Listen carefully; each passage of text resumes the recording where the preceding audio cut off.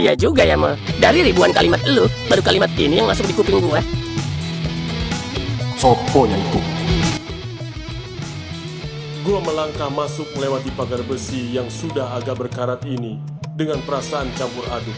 Halah, kalau bukan karena urusan investasi atau iseng mencari tanah luas, malah sekali gua menginjakan kaki di tempat sesuram ini.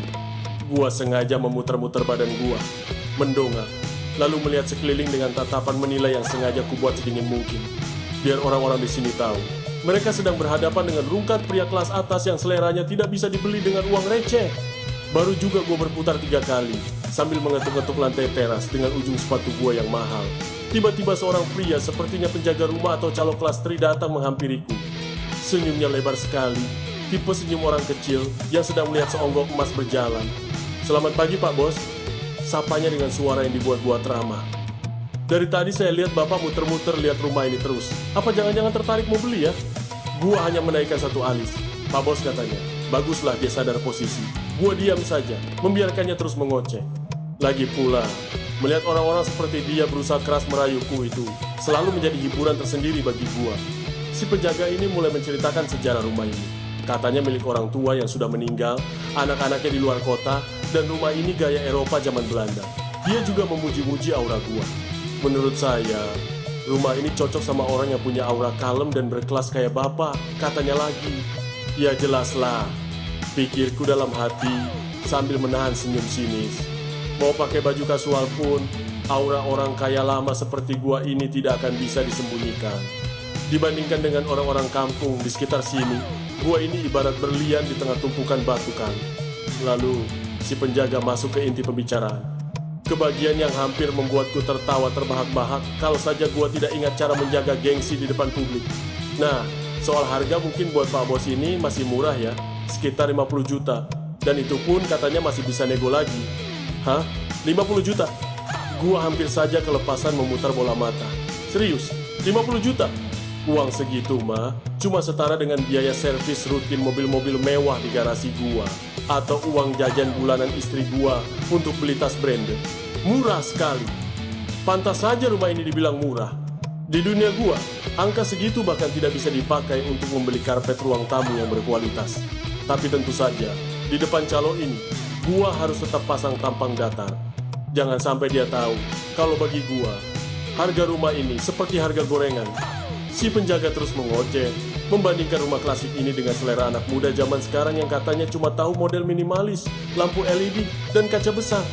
Dia menyebut-nyebut soal lampu RGB. Nah, kalau yang itu gua setuju, batinku. Anak-anak muda zaman sekarang memang seleranya payah.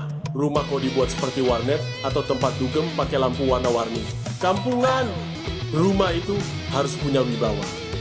Dan rumah tua Belanda ini harus kuakui memang punya arsitektur yang kokoh. Dindingnya tebal.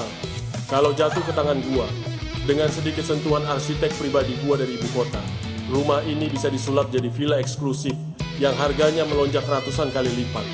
Kemudian si penjaga mulai membahas soal rumor angker. Dia bilang ada suara-suara, ada yang lihat penampakan di belakang. Tapi dia meyakinkanku kalau itu cuma kucing hutan, burung beo, atau monyet. Dia bahkan pamer kalau dia sering tidur di sini dan aman-aman saja. "Ci, sok berani," pikirku sambil menatapnya remeh. Dia pikir gua ini penakut seperti orang-orang kampung itu? Setan atau hantu mana yang berani mengganggu seorang rungkat? Jangankan kucing hutan atau monyet, hantu aslinya pun kalau melihat wibawa dan tebalnya dompet gua pasti bakal sungkem lalu pindah tempat tinggal. Lagi pula, halaman belakang yang luas itu justru bagus. Di otak jenius gua, lahan kosong itu sudah otomatis berubah menjadi kolam renang dengan infinity pool atau tempat bersantai yang sangat elit. Mendekati akhir bualannya, si penjaga ini mulai menawarkan jasanya. Dia bilang kalau gua beli rumah ini, dia tidak menolak kalau disuruh bantu urus taman atau bersih-bersih karena dia sudah hafal setiap sudut rumah, air mampet, sampai engsel pintu. Oh Allah. Ujung-ujungnya mau cari muka biar tetap dapat kerjaan. Gua membatin sambil tersenyum tipis. Tipikal orang kecil, selalu mencari celah untuk bergantung pada orang kaya seperti gua. Tapi ya sudahlah. Kalau nanti rumah ini benar-benar gua bayar cash tanpa nego, biar dia tahu rasanya melihat kekuatan uang, gua mungkin butuh keset kaki hidup untuk mengurus rumput-rumput liar di belakang. Orang seperti dia cocoklah untuk pekerjaan kasar begitu. Kalau boleh saya minta nomor HP Bapak dulu ya, kata si penjaga menutup presentasi panjangnya sambil menyodorkan ponsel jadulnya. Andai mau datang lagi bisa janjian. Boleh diambil cepat, jarang ada rumah begini.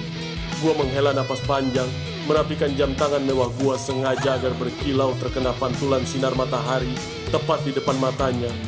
Gua menatapnya dari atas ke bawah, memberikan tatapan penuh kuasa sebelum akhirnya berbicara. Boleh.